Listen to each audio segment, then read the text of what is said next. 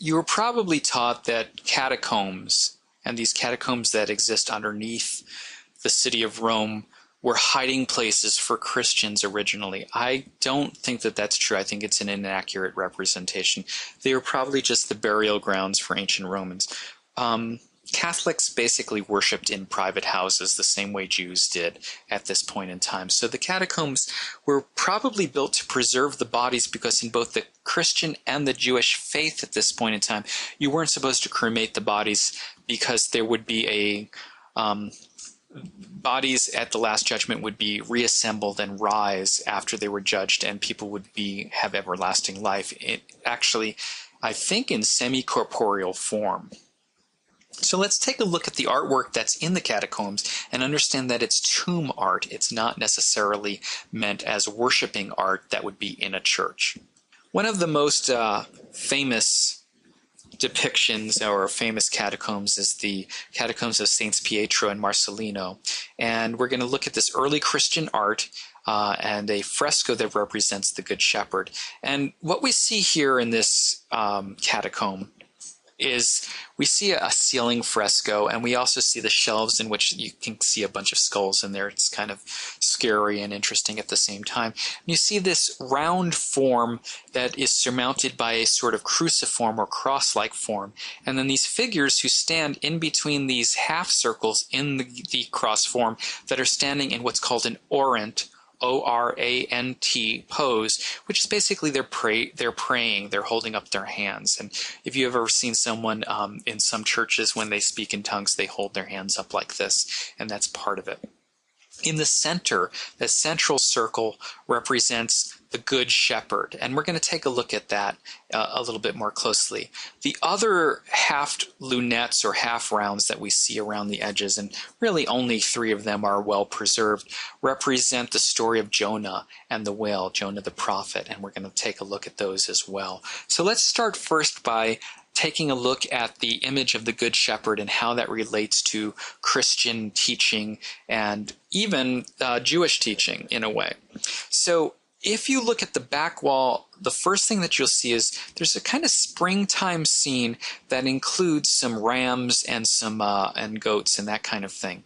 And you also see in the lunette that this central figure has an animal that he has draped over his shoulders, and he's surrounded by goats and sheep. This kind of image of a figure standing in contrapposto pose, surrounded in a springtime scene with these sheep, is a representation, in some ways, a typological exegesis that relates the Old Testament to the New Testament, of the figure of David, who is the king, who is literally the Good Shepherd, who defeated Goliath. And it also could reference a little bit the symbols or iconography that was used by, for instance, in ancient Rome and also in ancient Greece, having to do with Bacchus or Dionysus, who is also a kind of spring god who is surrounded by these kind of animals and who is reborn. Remember that Dionysus gets ripped apart several times and is reborn and regenerated. So my thesis or my theory around the artwork that represents Christianity and Christian themes is that they are borrowing their visual images and their symbols somewhat from early Roman and early Greek traditions. This could be supported a little bit more by looking at this sort of triad or this combination of these 3 figures. We have the Moscophorus, which was from archaic Greek culture from about 560 BCE. You could say 600 if, as a general date. But it's basically this guy who's carrying a calf to Athena to sacrifice it. And we can see that he's in the same pose as the far right figure, which is an early Christian piece that represents either Jesus or David as the Good Shepherd.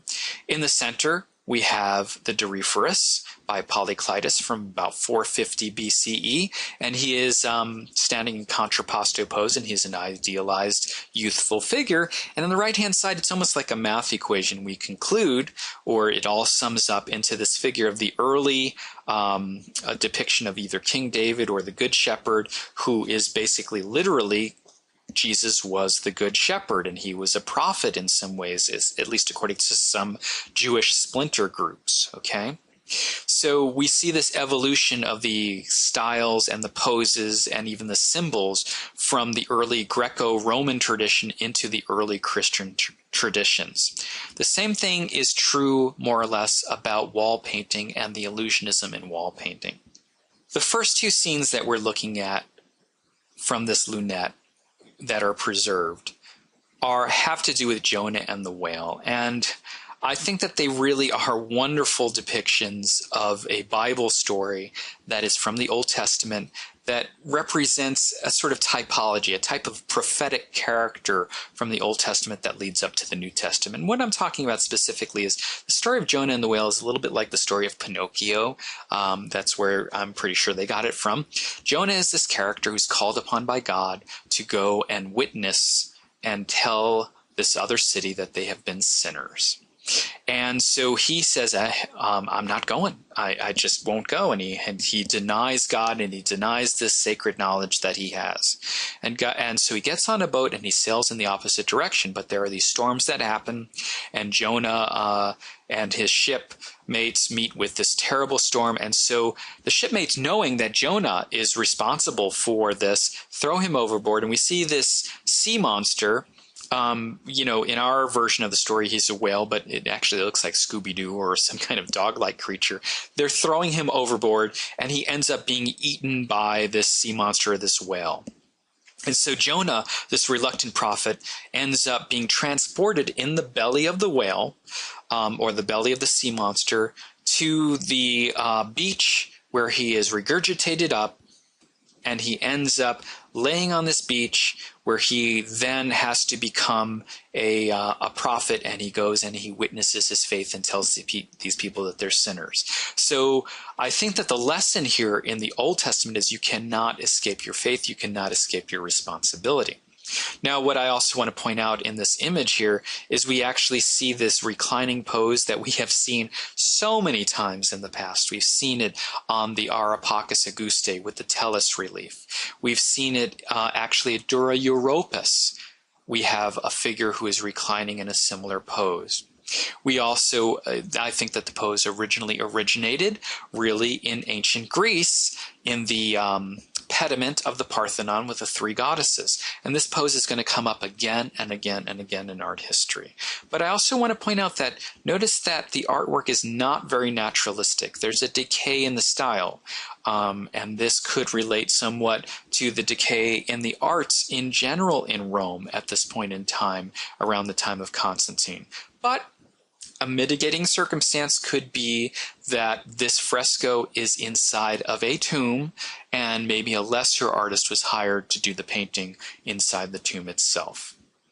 We do see much earlier, well, I guess it's not much earlier, it's about 200 years earlier, in Pompeii, we see much more realistic frescoes with a lot more illusionism in them. So it's safe to say that for some reason, that artwork goes through a decay in the terms of its naturalism. And it could be related to Catholic teachings. It also could be related to a lack of economic funding for funding the arts.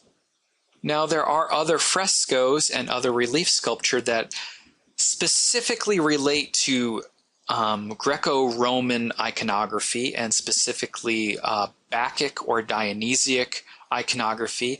And so what I want to do is I want to relate this chapter from John chapter 15, in which there are all these references to the vine grower in it.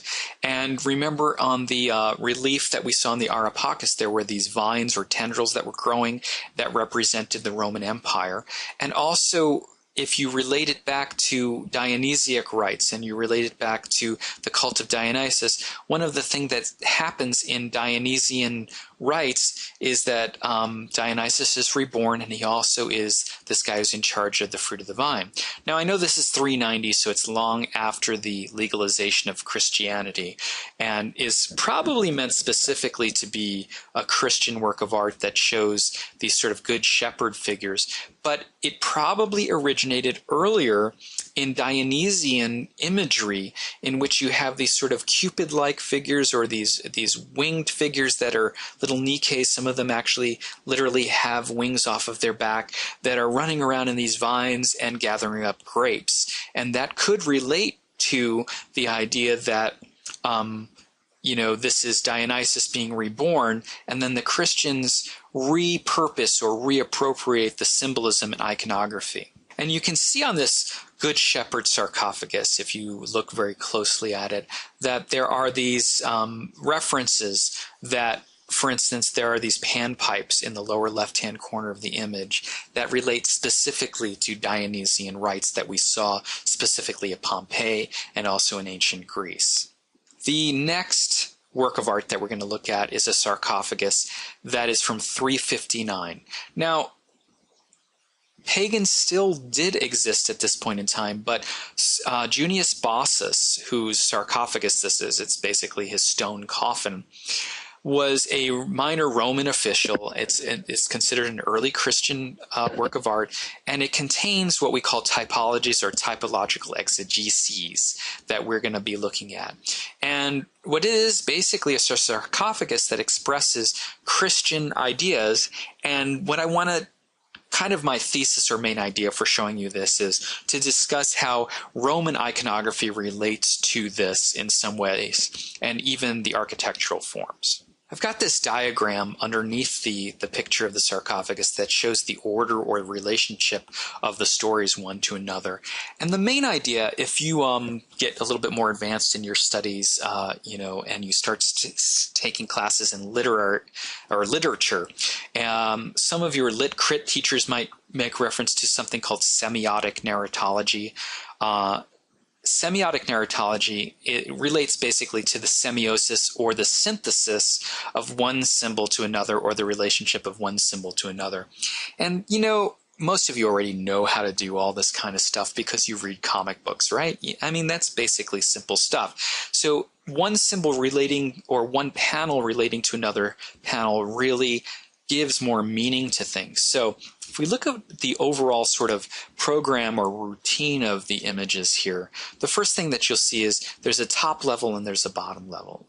In the center of the top level, you have Christ enthroned. And Christ is depicted beardless and young. He doesn't get a beard until later when he becomes a philosopher, according to the Greco-Romans. But early in early traditions, in early representations, he's actually a young beardless youth. And then we see him in the center of that image, surrounded by Roman architecture, Greco-Roman sort of vocabulary of architecture. And to the left and the right of him are actually scenes that depict his life and times. And to the left of him specifically, you have this patriarch, Abraham and Isaac. And Isaac, just like God the Father, was willing to sacrifice his son Isaac to God, okay? So God the Father was willing to sacrifice Jesus, right? And then we have Peter, who is arrested for witnessing, kind of like Jonah, his faith. And, he at some points did turn his back on God, but he is arrested for preaching after Jesus' death. So the top level, it's almost like the cream floating to the top, and in the center of it, the hierarchy that's created is Jesus in the very center of that. Underneath it, you have got sort of the foundation on which the Christian faith has been built in some ways. So the misery of Job, Job is this guy who basically God and the devil make a deal, or the angel and the devil make a deal to basically test this guy's faith, Job, and he passes all the tests. You also have the archetypes, the archetypical father and mother, Adam and Eve, who were sinners, who were also later on redeemed by Jesus' teaching. And then you have the same kind of redemption that happens when Christ or Jesus enters into Jerusalem and changes things. Daniel, who's an Old Testament hero and martyr, his faith was tested just like Jesus' faith, just like Job's faith was tested, just like Peter's faith was tested in a lion's den, and he is so faithful that the lions don't eat him. And then, of course, St. Paul, who is martyred in his faith, trying to preserve Jesus. and trying to preserve the teachings. So all of these things are the foundation on which Jesus and the true Catholic or Christian faith are built. I don't want to suggest to you that if you're not Christian that this is the true faith. This is just the ideology or symbology that's suggested by the sarcophagus. So if we zoom in a little bit on the center panel, one of the things that I think you're going to see is an image that relates somewhat to earlier iconography. Remember the Augustus of Prima Porta, and in the center of his Curious was this image of Caelus, the sky god, and it's at the very top near the neckline of his piece of armor. And you can see Jesus here on the left-hand side is seated on a throne in heaven above, flanked by two of the apostles, and he literally has his foot on Caelus, the sky god, which kind of shows the supremacy or primacy of the Christian faith and how he is in charge in some ways. And I think that that's kind of important in a way. It's really showing an appropriation and a repurposing, and even a way of showing that Christianity is in charge. It's on top of the earlier faith. And that's very similar to the symbolism that we saw in the Arch of Titus, in which the menorah was being carried off. We have a symbol that comes from an earlier culture that represents something about the power of that earlier faith and how this other faith and this other culture has supplanted it. Now, at the bottom of his Curious, the other thing I want to show you is we have Tellus, who is from the Areopagus Auguste, who's reclining in that same pose that we saw Jonah reclining in. And the last thing that I want to point out to you is underneath Jesus, in the center of Christ enthroned, is Christ's entry into Jerusalem.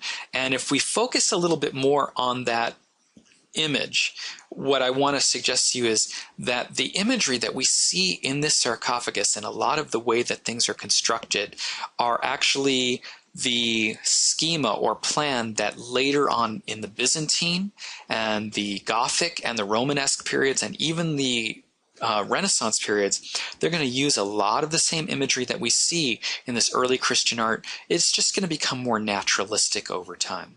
The other thing I want to point out is that we have this Roman architecture surrounding it, even including the shells that we saw from Dura Europos in the flanking panels. And then the last thing is we see that, again, these figures are doll-like, they're large-headed. Some of them are standing in contrapposto with a little bit of wet drapery, but again, the style is somewhat degraded.